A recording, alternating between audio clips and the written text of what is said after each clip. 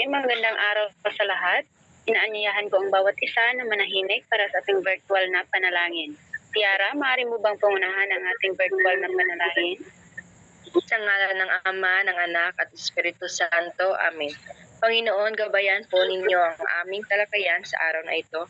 Naway magkaroon naman kami ng panibagong kaalaman sa araw na ito. Batay sa aming panibagong paksa at sana gabayan ninyo ang aming guro sa araw na ito para sa kanyang pagpapakitang turo.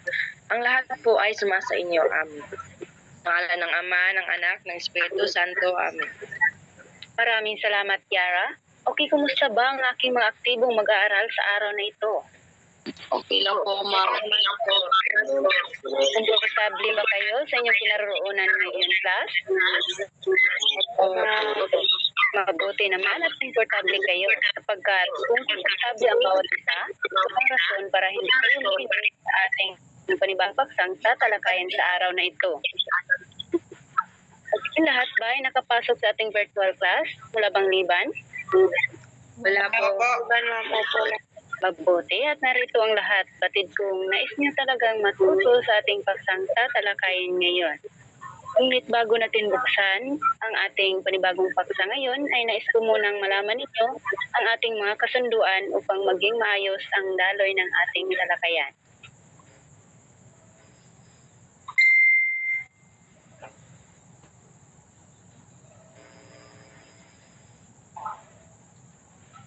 Okay, para sa ating kasunduan, tiyaking nakamute ang mic kapag hindi magsasalita.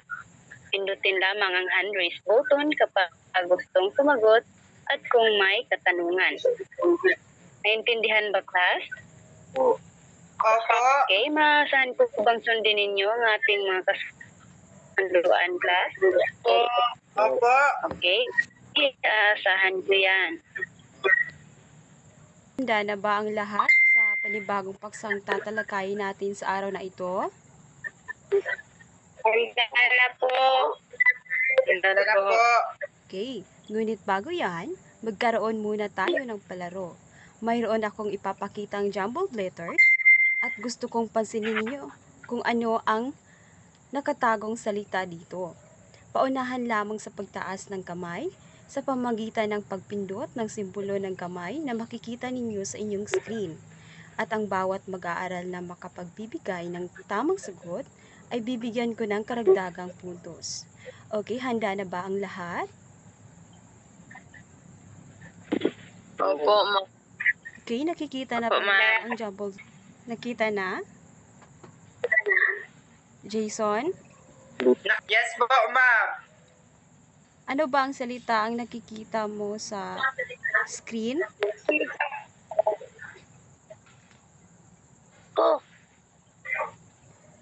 May nakataas ng kamay? Ano po, ma'am? Naririnig po ba ako, ma'am? Oo. Anong salita Ano po? ang nakatago? Ang salitang makikita po natin sa unang jumbled letters po ay, sa tingin ko po ay tala-arawan. Tala-arawan po. Okay, tama. Tala-arawan ang nakatagong salita sa jumbled letters. Okay, sa pangalawang jumbled letters naman. Tingnan niyo ng maigi.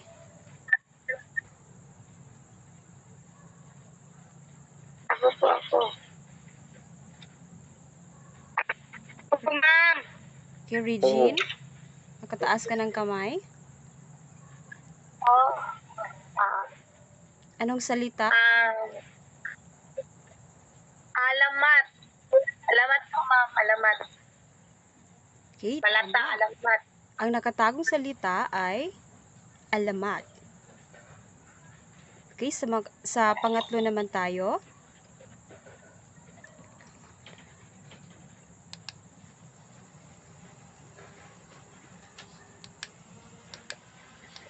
Okay, sino ang makapagbibigay kung ano ang salitang nakatago sa loob ng jumbled letters? Okay, Chandi, nakataas ka ng kamay. Opo, talaga. Nakita ko po ay Juan Pabula po. Okay, ang nakatagong salita ay pabula. Sa pang-apat naman tayo.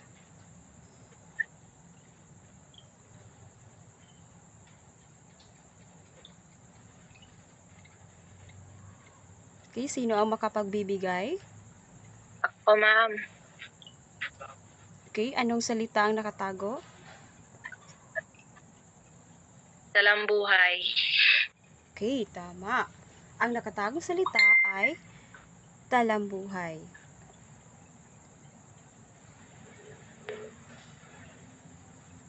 Nagustuhan niyo ba ang ating larong ginagawa? Ako, ma'am. Okay, magaling. Sa napapansin ninyo, sa mga salitang pabula, alamat, talambuhay, ano kaya ang tawag sa mga akda o sulatin na iyan? Jason. Ako po, ma'am. Jason?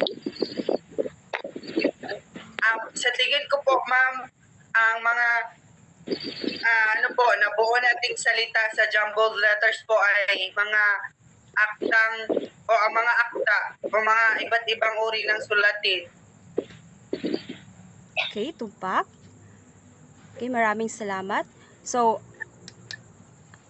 ang mga salitang pabula, alamat, talambuhay, ito ay mga uring pampanitikan. Okay. Lahat ng mga nabuong salita ay parehas na mga aktang pampanitikan. Ngunit may mga pagkakaiba ito ayon sa kanilang nilalaman. Kung kaya, ang paksang tatalakayin natin sa araw na ito ay tungkol sa uri ng panitikan.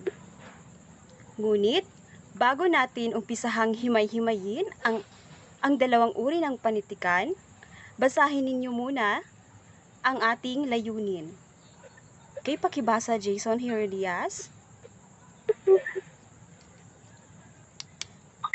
Layunin.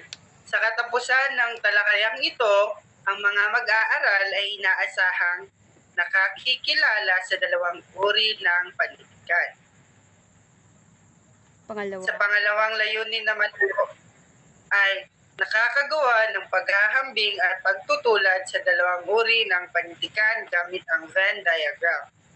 At nakakapagbabahagi ng saloobin tungkol sa kahalagahan ng pag-aaral sa dalawang uri ng panitikan. Tapos na po, ma'am. Okay, maraming salamat. Bago natin kilalanin at talakayin ang dalawang uri ng panitikan, kilalanin muna natin kung ano nga ba ang panitikan. Sino ang mayroong ideya kung ano ang dalawang uri ng panitikan? Pakitaas ng pindutin lamang ang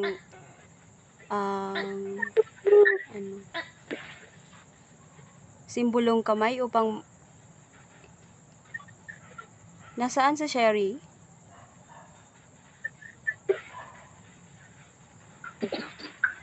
Okay, pakisagot. Ma'am, Mario bang ibigay ang tingin ko po, ma'am, panitikan, ito po yung mga babasahin o mga sulatin na gawa po ng mga may akda na gamit ang kanilang mga imahinasyon o batay sa mga totoong pangyayari po sa buhay ng tao o kapaligiran. Okay, maraming salamat. So, ang panitikan ay may dalawang uri. Kaya nga, ang una dito ay ang kathang-isip. Kathang-isip. So, sino ba ang narito ngayon? Maaari mo bang basahin kung ano ang kahulugan ng kathang-isip or fiction in English? Marilu, nandyan ka ba?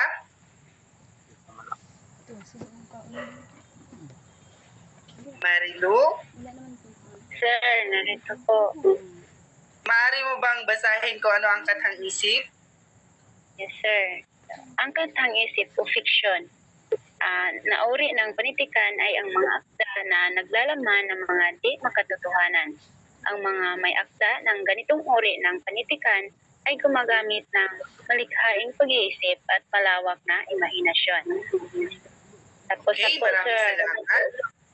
Maraming salamat, Marilu. So, ang kathang isip ay ito yung mga katha o mga akda o mga sulatin na nababasa natin na ginagamitan lamang ng malikhaing pag-iisip o di kaya malawak na imahinasyon.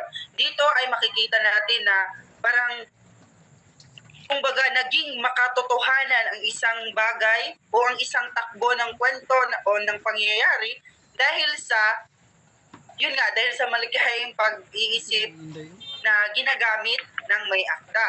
Halimbawa na lamang gumagamit siya dito ng nag-iimbento siya ng mga tauhan na kakaiba, mga hindi kapanipaniwala na kanilang nagagawa, yung mga parang characteristic nila, tapos yung mga pangyayari o di kaya mga lugar na sadyang kahanga-hanga, halimbawa na lamang ng mga pantasya na lugar, ganun.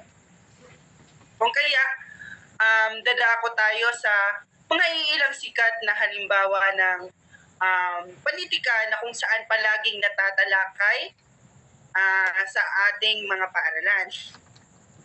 So, ang una dito ay pansinin niyo muna, may ipapakita muna pala akong video. Kung kaya, pansinin niyo muna ang video na ipapakita ko sa inyo sapagkat mayroon akong katanungan pagkatapos nito. Hintay lamang ng saglit sapagkat magpe-play muna tayo ng video.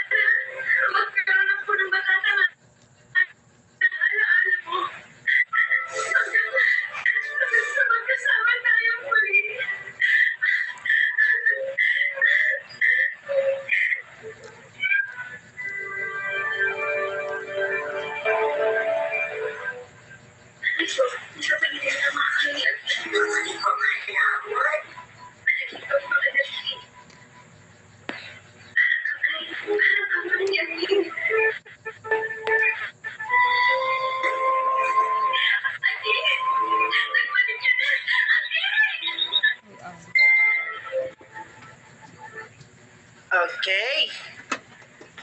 Hello, are you still there? Po, sir. Dito po. Okay.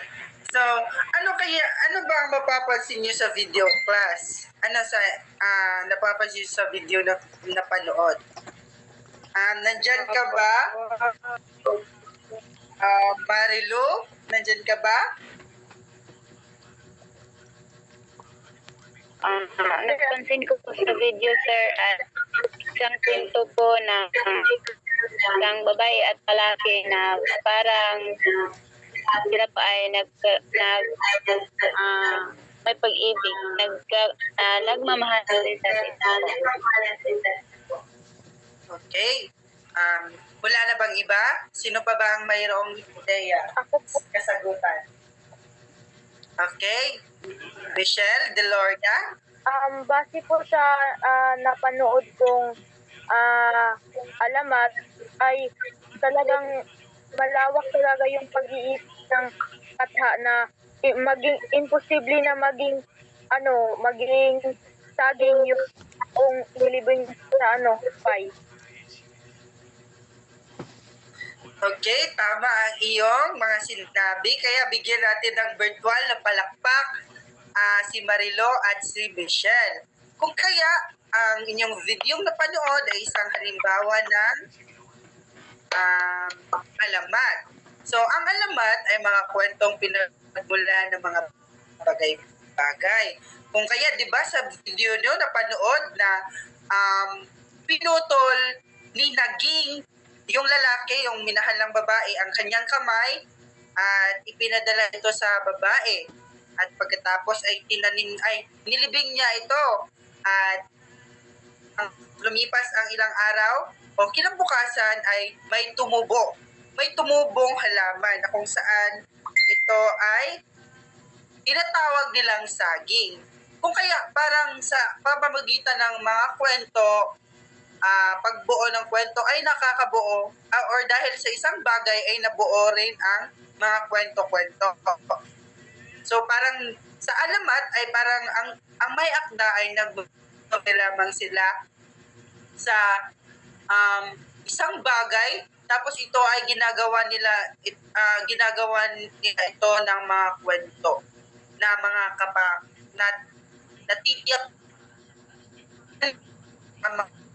ito.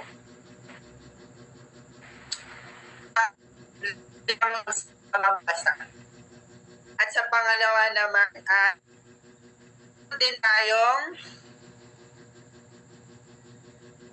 clip.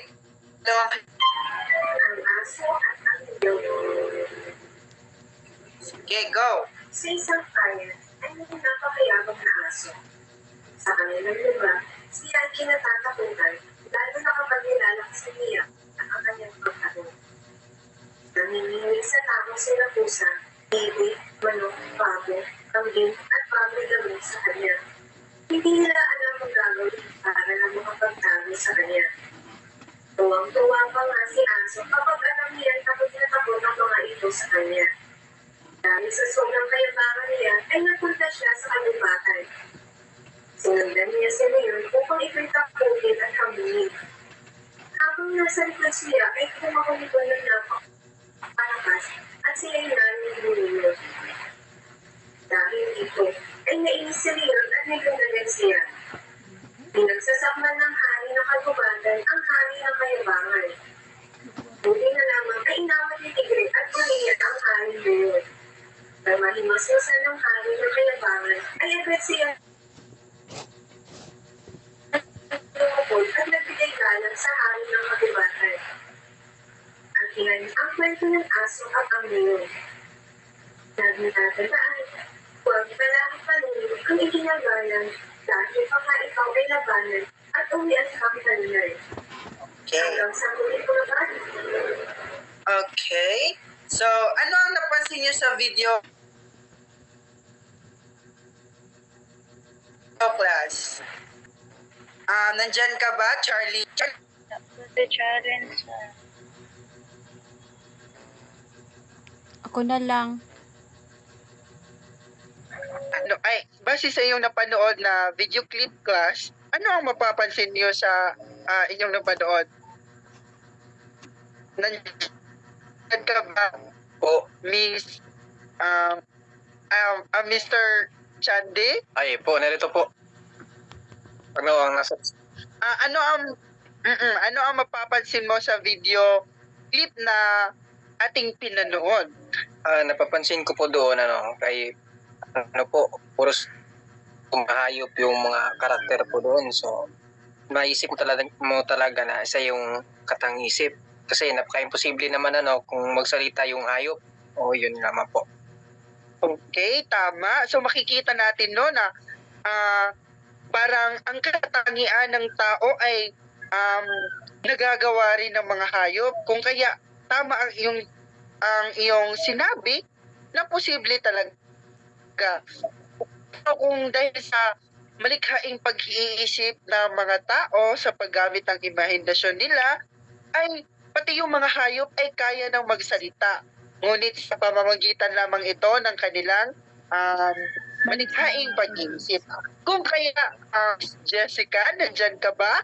Ano ba sa tingin mo ang tawag sa mga kwento tungkol sa mga hayop o pinagbibilahan ng mga hayop? Sa tingin ko po, sir, ito po ay pabula, sir. Tama, tumpak bigyan natin ng virtual na palakpak si Jessica. Okay, so tama no? Ang pabula nga, yung sabi ko kanina, ito yung mga kwento na pinagbibidahan ng mga hayop na kung saan, kung ano ang nagagawa ng tao, nagagawa ng kwentong pabula. Ngayong mga hayop na nakakapagluto, nakakagsalita, o ay kanilang nagagawa. Yun ang makikita natin sa pabula. Ngunit kahit man ay hayop ang nagdaan dito, ano ang ating makukuha? Aral po. Aral po, sir. O aral. Magaling. So kahit na hayop ang mga bida, ay nakakakuha pa rin tayo ng aral sapagkat yung kwento ito rin, ang layunin nito ay makapagbigay aral sa mga manonood. Okay, salamat. So, ito nga ang pabula. Nahuli siya. Sherry, basahin mo nga.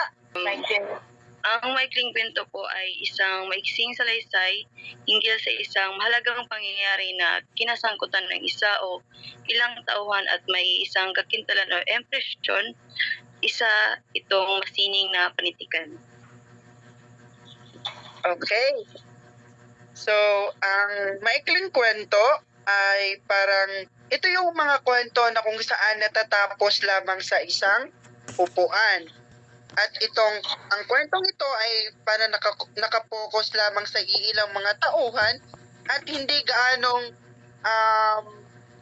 marami ang mga kaganapan sa kwentong ito. Kung kaya, magkaiba rin ito.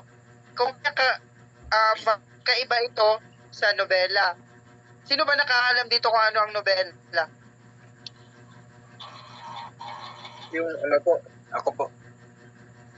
Okay, Sandy? Ano po, naalala ko po yung nobela po ay nahati po sa kabanata po. Okay, magaling. So, magkaiba sila sapagkat ang maikling kwento ay binubuo lamang ng iilang pahina. Ngunit ang nobela ay binubuo ng maraming kabanata, maraming tauhan, maraming tagpuan at maraming mga pangyayari. Ang maikling kwento rin ay, of course, ito yung mga kwento bibigay aral. So, sino ba sa inyo dito ang makakapagbigay ng halimbawa ng isang maikling kwento?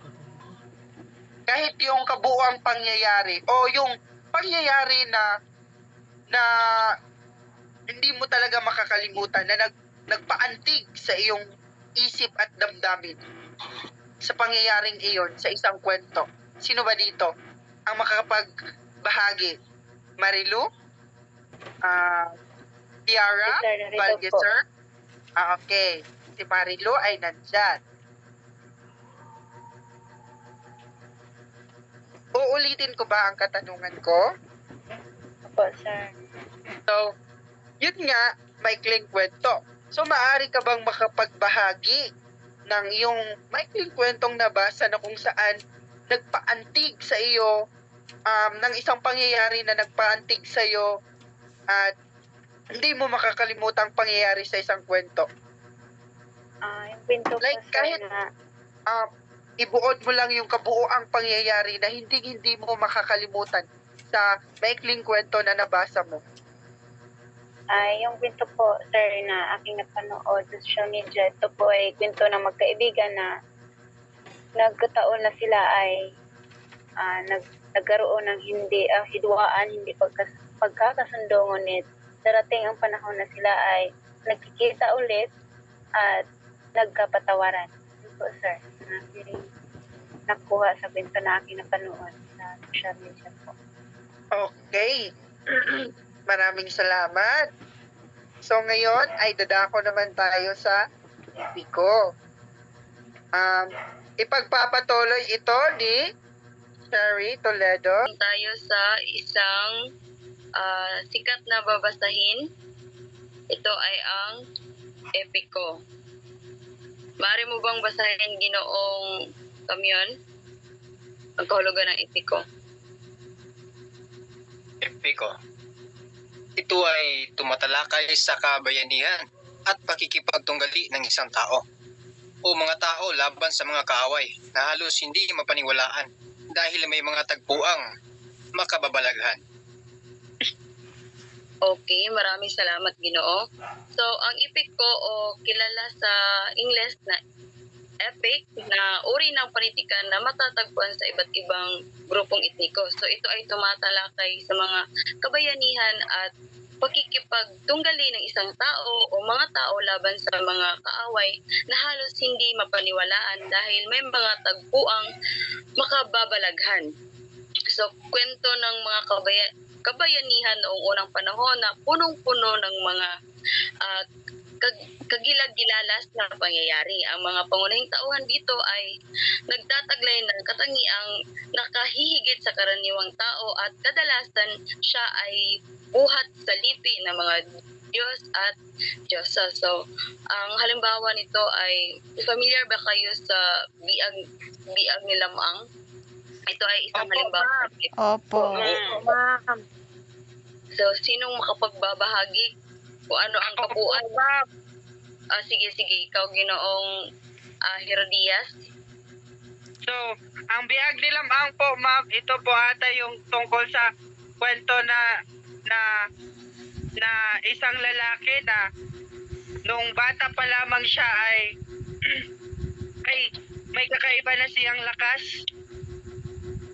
Kahit bata pa siya, tapos po nung lumaki na siya ay yung tatay niya ay pinugutan ng ulo, tapos gusto niya maghiganti kaya siya ay naglakbay, tapos marami siyang mga nakasalamuhan na kakaiba. Tapos yun po, ito yung parang kwento. Magaling, tumpak ka, Ginoo. So, sa susunod.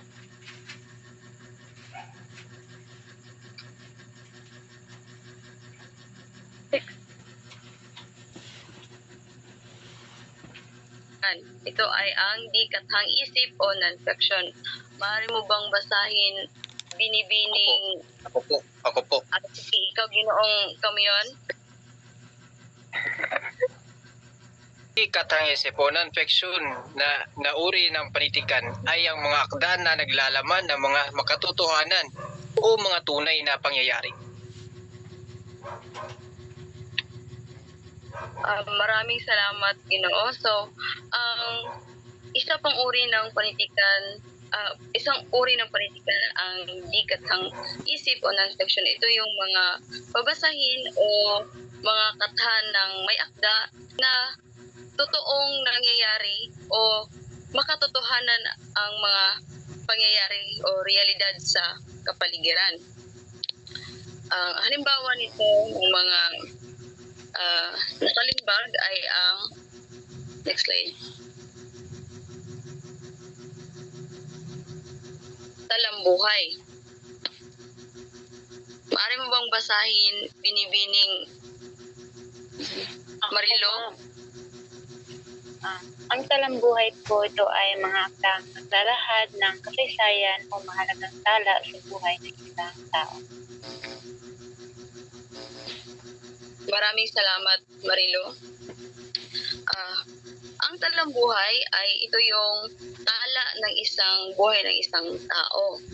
So, hindi na to bago sa atin sapagkat ay noong tayo ay elementarya pa lamang ay nakagagawa na tayo o nakalikha na tayo o nakasulat na tayo ng isang talambuhay kung saan nakapaloob dito yung pangalan ng tao, edad, saan nakatira, kailan ito pinanganak, ano yung mga mahalagang detalye sa kanyang buhay.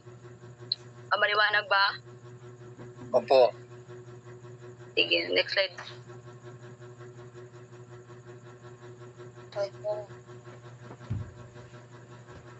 Dadako naman tayo sa talaarawan. Maaari mo bang basahin? Binibini. Butid. Sige. Okay. Talaarawan. Talaarawan, no? Ito ay isang arawang tala ng mga pansariling gawain at mga refleksyon ng mga nadarama. Okay, maraming salamat, Binibini.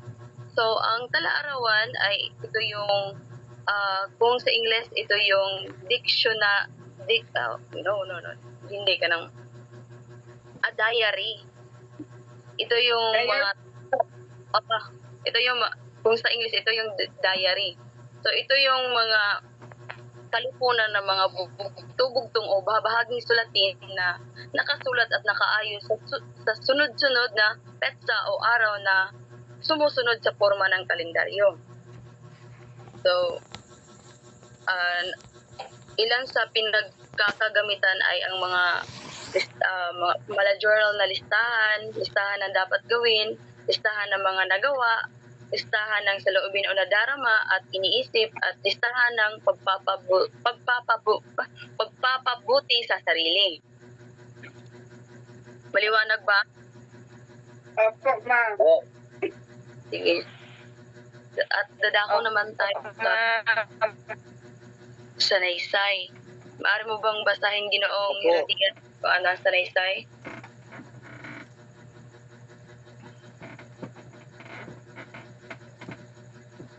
Ako. Opo. Sige. Taryo na lang. Ako na lang. Opo. Sige, Ito ay ikaw. isang maiksing komposisyon na kalimitang naglalaman ng personal na kuro-kuro, payag at obserbasyon ng may akda.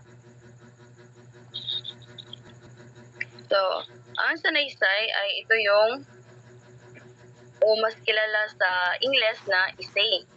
So, ito ay isang uri ng sulatin na nagpapahayag ng pananaw, opinyon ng isang o ang nagsulat nito. So, ang isang sanaysay ay may focus na iisang diwa at paksa.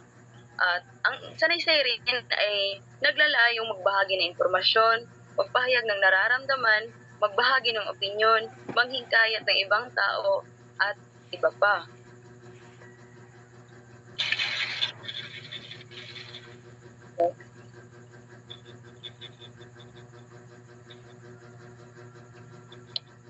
Next. Natulog.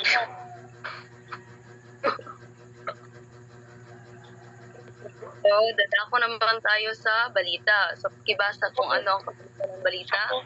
Opo. So, binibini.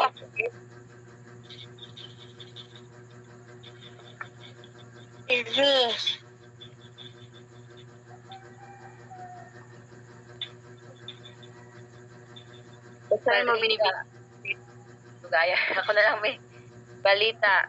Ito ay isang uri ng lathalain na tumatalakay sa mga kasalukuyang kaganapan na nakakatulong sa pagbibigay kaalaman at impormasyon. Maraming salamat. So, ang balita ay ito yung, kung sa Ingles, ito yung news kung saan ito ay uri ng lathalain na tumatalakay sa mga kasalukuyang kaganapan sa loob at labas ng bansa na makakatulong sa mga tao na magbigay alam kung ano ang mga pangyayari sa ating paligid. So, maaari itong ihayag sa pamamagitan ng paglilimbag, sa pamamagitan ng pagpopost sa internet, or ang pagbabalita o o yung napapanood natin sa TV. At marami pang iba. Paliwanag ba? Opo, ma'am. Ma'am.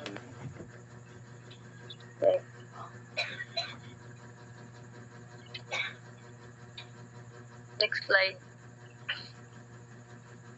Okay, class. Naunawaan nyo na ang ating mga paksang tinalakay, ang kathang-isip at di kathang-isip na uri ng panitikan, ay makikita nyo dito na mayroon naman tayong rubric. Kung kaya ay dahil dyan ay magkakaroon tayo ng pangkatang gawain. At ang gagawin nyo lamang ay, di ba meron kayong makikitang whiteboard dyan sa inyong mga screen?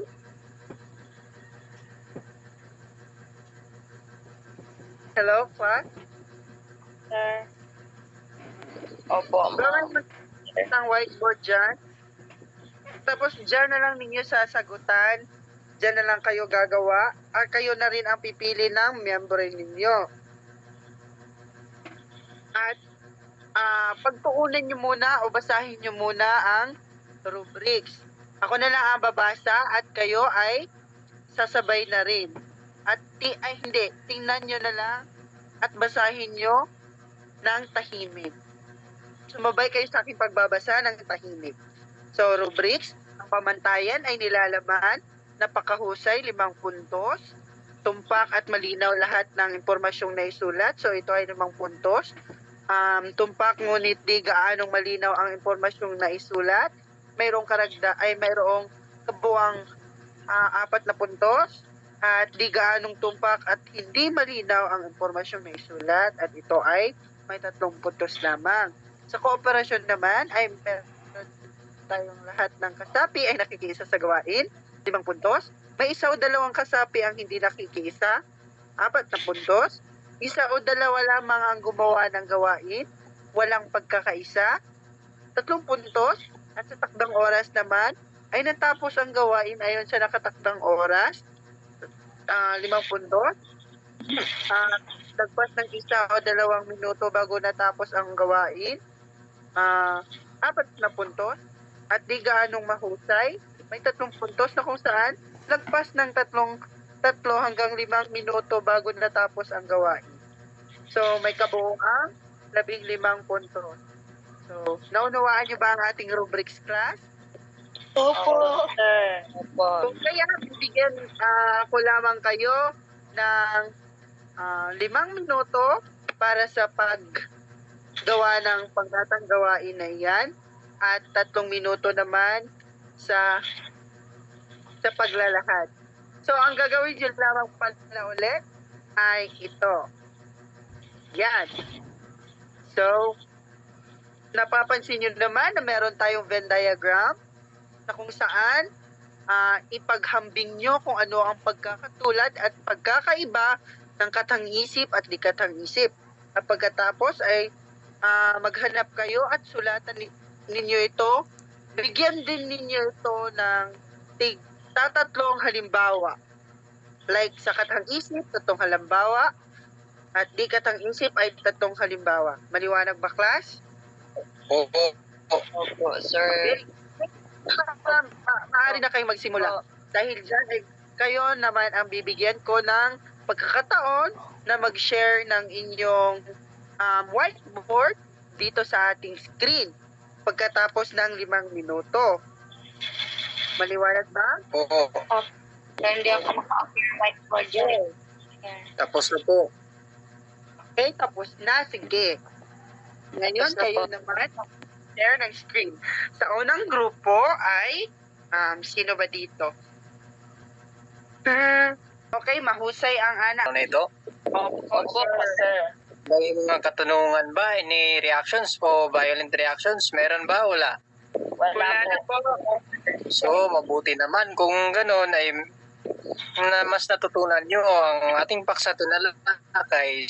So, meron tayong gagawin na meron kayong sasagutan. So, ulit yung dalawang uri ng panitikan. Ako po. Sino ba yung Sige, kibasa po. Ako. Sige, so kung sino po yung makasagot po, pakibasa po. Okay, ang dalawang uri ng panitikan ay katang isip at di katang isip. So, tama po. Ang dalawang uri ng panitikan ay yung katang isip at di katang isip. So, ngayon ay meron kayong natutunan. So, sa pangalawang katanungan naman tayo. Sino naman ang makapagbabahagi ng kanyang sariling pangunawa? Kung ano ang di katang isip at makapagbigay ng halimbawa nito? So, meron ba makapagbibigay ng halimbawa o makapagbabahagi dyan tungkol sa di katang isip? Po. No. Rafi, Sergo? So, ang di katang isip po ay ito yung uri ng pantika na kung saan ang mga nilalaman po ito ay nakabase po sa totoong pangyayari o nakabase sa realidad ng lipunan o ng buhay. Halimbawa, at isa sa halimbawa po nito ay ang mga balita. So, mapapansin nyo sa balita, ang mga inihahayag sa mga balita ay pawang mga totoong pangyayari sa ating lipunan tulad ng aksidente, paparating na bagyo o kung anumang impormasyon na importanteng malaman ng publiko. So, maraming salamat po sa yung pagbabahagi po. So, tama po yun, ano? So, ngayon, alam ko na meron kayong marami na kayong natutunan sa ating paksang tinalakay. Kung gayon ay, meron pa rin tayong katanungan, ano? Sa pangatlo, bakit kaya mahalaga na malaman natin ang dalawang uri ng panitikan?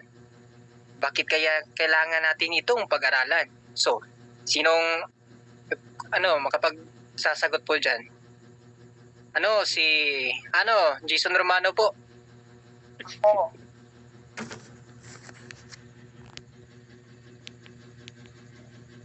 So, ano po, sir? Bakit kaya mahalaga na malaman natin ang dalawang uri ng panitikan? So, mahalaga po nating na alamin ang dalawang uri ng panitikan sapagkat balang araw ay makakatulong ito sa atin, lalo na kapag tayo ay magiging makata. So, may ideya na tayo kung ano ang ating gagawing akda. Kung ito ba ay katang isip o di kaya katang isip. At marami na tayong alam tungkol sa mga iba't ibang uri ng akda. Halimbawa, kung gusto mong magsusulat ng alamat, ay ito pala yung dapat kapag alamat, dapat nakakabuo ka ng kwento tungkol sa isang bagay. Kapag epiko, dapat dapat may mga kapapanabik, mga kababalaghang pangyayari na nakapaloob. So, dapat bilang isang makata balang araw at bilang isang guro, halimbawa na lamang bilang isang guro, ay dapat na malaman mo talaga ang iba't ibang uri ng panitikan. At kung kaya, kailangan din natin itong pag-aralan dahil nakakatulong din, dahil nga ay nakakatulong ito sa atin. Lalo na pag tayo ay pipiliin nating maging makata na susulat tayo ng iba't ibang akda gamit ang dalawang uri ng panitikan. That's all. So, maraming salamat po, Ginoong So, inubos na niya, So, wala na akong masabi doon. So, maraming salamat po. So, meron pa tayong pang-apat na katanungan. Nakakatulong ba ang dalawang uri ng panitikan sa ating buhay? Lalo na sa ating pag-aaral at pamumuhay sa pang-araw-araw. Oo. Opo, sir. So, sino po yung sige, pakisagot po. So, nakakatulong po ang uri ng panitikan sa ating buhay. Halimbawa na lamang kung tayo ay nababagot. So, kailangan natin yung pipiliin yung uri ng panitikan na kung saan nakakapagbigay sa atin ng saya, tuwa, at ligaya. At higit sa lahat, hindi ka lamang naging masaya, hindi ka lamang naglilibang, kundi ikaw rin ay nakakapulot o nakakakuha ng aral sa iyong sa bawat pagbabasa ng halimbawa alamat, mga pabula, o di kaya mga epiko, ganun po. At sa kabilang banda naman po ay nakakatulong din sa ating pag-aaral at sa pumuhay sa pang-araw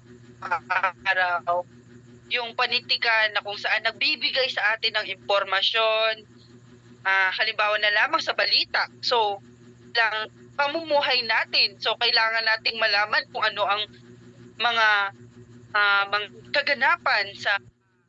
So maraming salamat Ginoong Jason sa pagbabahagi ng iyong kasagutan. So makikita naman natin na marami kayong natutunan sa ating paksang pinag-aralan. So ngayon ay dadako naman tayo sa pagsasagot ng mga katanungan. So sa bahaging ito ay pangunahan ni Binibining Tiara po. So Binibining Tiara.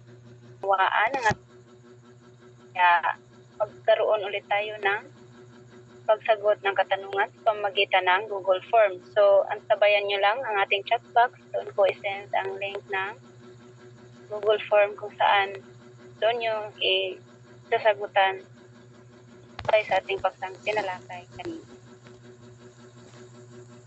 Okay po, ma'am. Sige ma'am. Okay, nasend ko na po, class. Okay, tingnan lang ang inyong chat box. Doon po na-send ang link ng Google Form na marin. Ilang minuto po ba, ma'am, sa pagsagot? Sagutan niyo po yan sa loob ng 3 minuto. Okay po, ma'am. Okay. Tapos na po ma'am. Tapos na po, ma'am. Tapos na po, ma'am. Okay. Thank you. Tahin ng takdang aralin, Binibining Marilu. Okay po, ma'am. Panoto. Pumili ng isa sa mga uri ng panitikan at pagkatapos magsaliksik ng iilan sa mga halimbawa nito, katulad na lamang ng mga pinto, alamat, pabula at iba pa. Sa pamagitan ng 25 puntos, isulat ito sa kwaderno at ipasa sa nakikita. Maraming salamat, Binibini. Ipasa ito sa susunod na pagkikita. Naway meron kayong natutunan sa ating paksang tinalakay sa araw na ito. At yun lang po, maraming salamat. Maraming salamat po, ma'am. Paalam. Salamat po, ma'am. Paalam. Okay na, kama na mga bench. Picture diha. Oy, picture.